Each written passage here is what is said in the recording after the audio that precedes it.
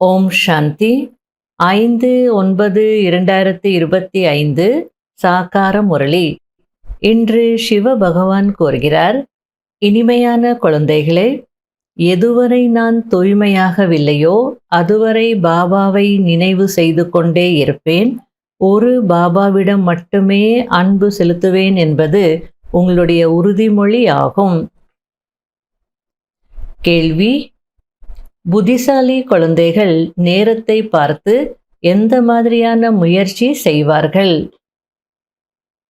பதில்: கடைசியில் ஷரீரம் விடும்போது ஒரு தந்தையின் நினைவு மட்டுமே இருக்க வேண்டும். வேறு எந்த ஒரு நினைவும் வரக்கூடாது. அப்படிப்பட்ட முயற்சியை புத்திசாலி குழந்தைகள் இப்போதிருந்தே செய்து கொண்டே இருப்பார்கள். ஏனென்றால் கர்மாதீதராகி செல்ல வேண்டும். அதற்காக இந்த பழைய சரீரத்திலிருந்து மோகத்தை நீக்கிக் கொண்டே செல்லுங்கள். அவ்வளவுதான். நான் பாபாவிடம் சென்று கொண்டே இருக்கிறேன் என்று பயிற்சி செய்யுங்கள். முரளியின் பாடல்: அவர் நம்மை விட்டு பிரிய மாட்டார். ஓம் சாந்தி. தந்தை அமர்ந்து குழந்தைகளுக்கு புரிய வைக்கிறார். குழந்தைகள் எல்லையற்ற தந்தையிடம் உறுதிமொழி செய்கிறார்கள், பாபா, நான் உங்களுடையவனாக ஆகியிருக்கிறேன். கடைசி வரை எப்போது நான் சாந்தி தாமம் சென்று சேருகிறேனோ அதுவரை உங்களை நினைவு செய்வேன். உங்களை நினைவு செய்வதினால் என்னுடைய தலைமீது இருக்கும் பல பிறவிகளின் பாவங்கள் எரிந்து போகும் என்கிறீர்கள். இதற்குதான் யோக அக்னி என்று சொல்லப்படுகிறது. வேறு எந்த உபாயமும் இல்லை. கல் போன்ற உலகத்தை தூய்மையான தங்கமாக ஒரு தந்தை மட்டும்தான் உருவாக்குகிறார் என்பதை நீங்கள் அறிவீர்கள். இச்சமயம் ஒருவர் கூட தூய்மையானவர் இல்லை. அனைவரும் ஒருவருக்கொருவர் சண்டை போட்டுக்கொண்டே நிந்தனை செய்து கொண்டே இருக்கிறார்கள்.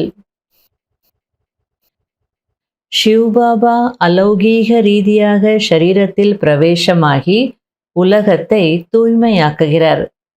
மற்ற ஆத்மாக்களோ அவரவருடைய ஷரீரத்தை பெற்றுக்கொள்கிறார்கள்.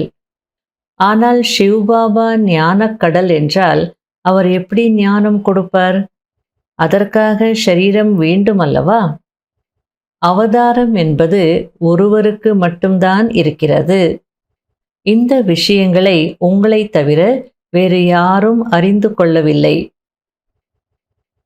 இல்லற விவகாரங்களில் இருந்து கொண்டு தூய்மையாக ஆகுவதென்பது தைரியமான காரியமாகும். மிக சில குழந்தைகள்தான் ஒவ்வொரு விஷயத்திற்கும் முழுமையாக பதில் கொடுக்க முடியும். அதிர்ஷ்டத்தில் உயர்ந்த பதவி இல்லை என்றால் ஆசிரியர் கூட என்ன செய்வார்? அதிர்ஷ்டத்தினால் உயர்ந்தவராக ஆக்கிவிடுவார் என்று அப்படி இல்லை. நான் எப்படி சேவை செய்கிறேன் என்று தன்னைத்தான் பார்க்க வேண்டும். பல பிறவிகளாக தூய்மையற்றவர்களாக ஆகி வந்திருக்கிறீர்கள். இப்போது முழுமையாக தூய்மையாக வேண்டும். என்னை மட்டுமே நினைவு செய்யுங்கள் என்று ஸ்ரீமத் கிடைக்கிறது. ஒரு சிலருக்கோ இன்று வரையிலும் நாம் எப்படி நினைவு செய்வது என்று புரிந்து கொள்ள முடியவில்லை. குழப்பமடைந்து விடுகிறார்கள். பாபாவினுடையவர் ஆகிய பிறகும் விகர்மங்களை வெல்ல முடியவில்லை. பாவங்கள் அழியவில்லை. நினைவு யாத்திரையில் இருக்கவில்லை என்றால் அவர்கள் என்ன பதவி அடைவார்கள்? சரண்டர் என்றாலும் கூட அதனால் என்ன பயன்? அதாவது சரண்டர் ஆயிட்டாங்கன்னா என்ன சொல்லுவாங்க? நாம தான் பாபாவுக்கு சரண்டர் ஆயிட்டோம், எல்லாமே பாபான்னு ஆயிடுச்சு, பாபா நினைவு தானே இருக்கும் அப்படின்னு நினச்சிப்பாங்க. டேக் இட் ஃபார் கிராண்டட் அப்படின்வாங்க இல்லையா? அப்படியெல்லாம் நடக்காது. சரண்டர் ஆனாலும் சரி, நீங்கள் சரண்டர் ஆகியிருக்கலாம், ஆனாலும் தூய்மையாகிறதுக்கு முயற்சி செய்யணும், என்னை நினைக்கணும்னு சொல்கிறார். எதுவரை புண்ணியாத்மா ஆகி மற்றவர்களையும் ஆக்கவில்லையோ அதுவரை உயர்ந்த பதவி அடைய முடியாது. நான் அனைத்தையும் அர்ப்பணித்து விட்டேன், எனவே டபுள் கிரீடதாரி ஆகிவிடுவேன் என்று அப்படி இல்லை. சிலருக்கு நான் சரண்டர் ஆகிவிட்டேன் என்று அகங்காரம் இருக்கிறது. அட, நினைவு இல்லாமல் என்னவாக ஆக முடியும்? வேலைக்காரர்களாக ஆகுவதை விட செல்வந்த பிரஜையாக ஆகுவது மேல் என்று தந்தை கூறுகிறார். இந்த பழைய ஷரீரத்தையோ இப்போது விடதான் வேண்டும். புத்திசாலி குழந்தைகள் யார் பாபாவின் நினைவில் இருக்கிறார்களோ அவர்கள் பாபாவின் நினைவிலேயே ஷரீரத்தை விட வேண்டும், பிறகு சென்று பாபாவை சந்திக்க வேண்டும் என்று சொல்கிறார்கள். எந்த ஒரு மனிதருக்கும் எப்படி அவரை சந்திக்க முடியும் என்பது தெரியாது. குழந்தைகளாகிய உங்களுக்கு வழி கிடைத்துவிட்டது. இப்போது முயற்சி செய்து கொண்டிருக்கிறீர்கள். உயிருடன் வாழ்ந்து கொண்டே இறந்து விட்டீர்கள். இருந்தாலும் ஆத்மா தூய்மையாகவும் ஆக வேண்டும் அல்லவா? தூய்மையாக ஆகி பிறகு இந்த பழைய சரீரத்தை விட்டு செல்ல வேண்டும். நீங்கள் உலகத்தின் எஜமானர் ஆகிறீர்கள் என்றால் பாபாவை எவ்வளவு நினைவு செய்ய வேண்டும். அமரும் போதும் எழுந்திருக்கும் போதும் பாபாவை நினைவு செய்து கொண்டே இருப்பார்கள். அநேகர் இது போலவும் வெளிப்படுவார்கள். அதையும் நீங்கள் பார்ப்பீர்கள். புத்திசாலி குழந்தைகள் புரிந்து கொள்கிறார்கள். புத்தியற்றவர்கள் எதையும் புரிந்து கொள்வதில்லை, கொஞ்சம் கூட தாரணை ஆகுவதில்லை. ஆமாம் ஆமாம் என்று சொல்லிக்கொண்டே இருப்பார்கள். ஆனால் அவர்கள் எதையும் புரிந்து கொள்வதில்லை, நினைவில் இருப்பதில்லை. யார் தேக அபிமானத்தில் இருக்கிறார்களோ, யாருக்கு இந்த உலகம் நினைவில் இருக்கிறதோ அவர்கள் என்ன புரிந்து கொள்ள முடியும்? இப்போது ஆத்ம அபிமானி ஆகுங்கள் என்று பாபா கூறுகிறார். இல்லையென்றால் கடைசியில் மிகவும் பச்சாத்தாபப்படுவீர்கள். இந்த பாவங்களை செய்திருக்கிறீர்கள், இப்போது தண்டனையை அனுபவியுங்கள், கிடைக்கப் போகும் பதவியையும் பாருங்கள் என்று பாபா காட்சியையும் காட்டுவார். தன்னுடைய கௌரவத்தை இழக்காதீர்கள். படிப்பில் ஈடுபட்டிருப்பதற்கான முயற்சி செய்யுங்கள். தன்னை ஆத்மா என்று உணர்ந்து என்னை மட்டும் நினைவு செய்யுங்கள் என்று பாபா கூறுகிறார். பாபாவின் நினைவில் இருங்கள் மற்றும் தூய்மை ஆகுங்கள். தெய்வீக குணங்களை தாரணை செய்யுங்கள். மேலும் எவ்வளவு சேவை செய்கிறீர்களோ அவ்வளவு உயர்ந்த பதவி அடைவீர்கள். அவசியம் கல்யாணக்காரியாக, நன்மை செய்பவராக ஆக வேண்டும். நல்லது. இனிமையிலும் இனிமையான தேடி கண்டெடுக்கப்பட்ட செல்ல குழந்தைகளுக்கு மாத்பிதா பாப் தாதாவின் அன்பு நினைவுகள் மற்றும் குட் மார்னிங். ஆன்மீக குழந்தைகளுக்கு ஆன்மீக தந்தையின் நமஸ்காரம். கடைபிடிக்க வேண்டிய முக்கியமான சாராம்சம். முதல் பாயிண்ட், சர்வசக்திவான் தந்தை நம்முடன் இருக்கிறார் என்பது சதா நினைவிருக்கட்டும். இந்த நினைவின் மூலம் உங்களுக்குள் சக்தி பிரவேசமாகும், விகர்மங்கள் பஸ்மமாகும். சிவசக்தி பாண்டவ சேனை என்ற பெயர் இருக்கிறது என்றால் தைரியத்தை காட்ட வேண்டும், பயப்படுபவர்களாக ஆகக்கூடாது. இரண்டாவது பாயிண்ட், உயிருடன் வாழ்ந்து கொண்டே இறந்த பிறகு நான் சரண்டர் ஆனவன் என்ற இந்த அகங்காரம் வரக்கூடாது. சரண்டர் ஆகி புண்ணியாத்மா ஆகி மற்றவர்களையும் ஆக்க வேண்டும். இதில்தான் நன்மை இருக்கிறது. வரதானம்.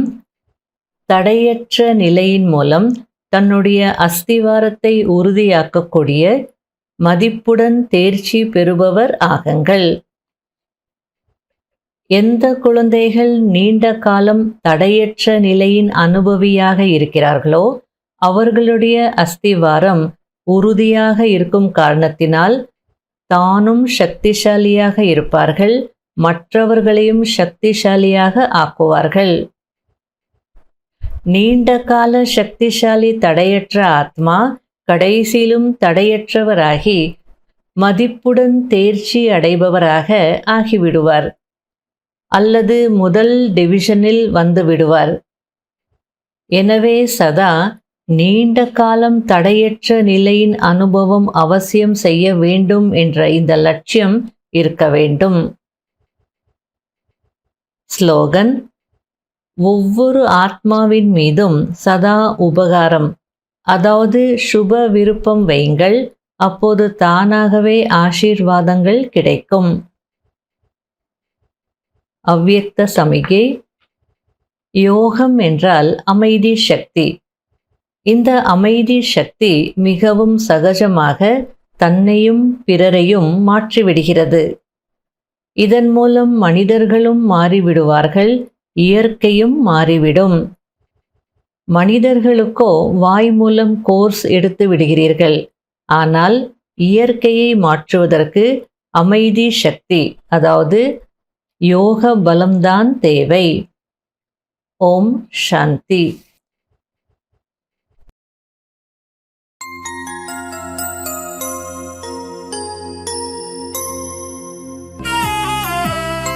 கண் கொண்டு கண்டேன் உன்னை, ஞான கண் கொண்டு கண்டேன் உன்னை. கண் கொண்டு கண்டேன் உன்னை, ஞான கண் கொண்டு கண்டேன் உன்னை. தேனொழுகு இந்தன் முகவரி சொன்னாய், பாலொழுக அன்பு குழந்தாய் என்றாய். மனதின் பாரம் போக்கும் முந்தன் மொழிகள், உள்ளத்தின் சோகம் நீக்கும் ஞான கீதங்கள். கண் கொண்டு கண்டேன் உன்னை, ஞான கண் கொண்டு கண்டேன் உன்னை.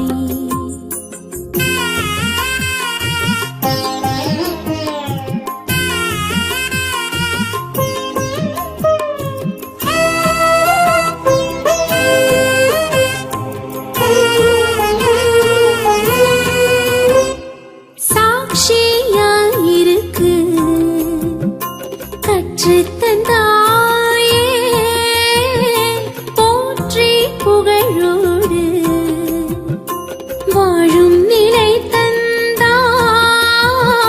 சூட்சும உலகமே நம் இல்லம் என்றாயே, காத்தும் கிடக்கிறாய் எனக்காக நீ.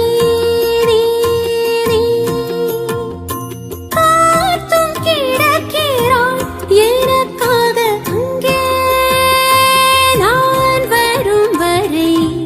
கண் கொண்டு கண்டேன் உன்னை, ஞான கண் கொண்டு கண்டேன் உன்னை. கண் கொண்டு கண்டேன் உன்னை, ஞான கண் கொண்டு கண்டேன் உன்னை. தேனொழுக இந்தன் முகவரி சொன்னாய், பாலொழுக அன்பு குழந்தாய் என்றாய். மனதின் பாரம் போக்கும் முந்தன் மொழிகள், உள்ளத்தின் சோகம் நீக்கும் ஞான கீதங்கள். கண் கொண்டு கண்டேன் உன்னை, ஞான கண் கொண்டு கண்டேன்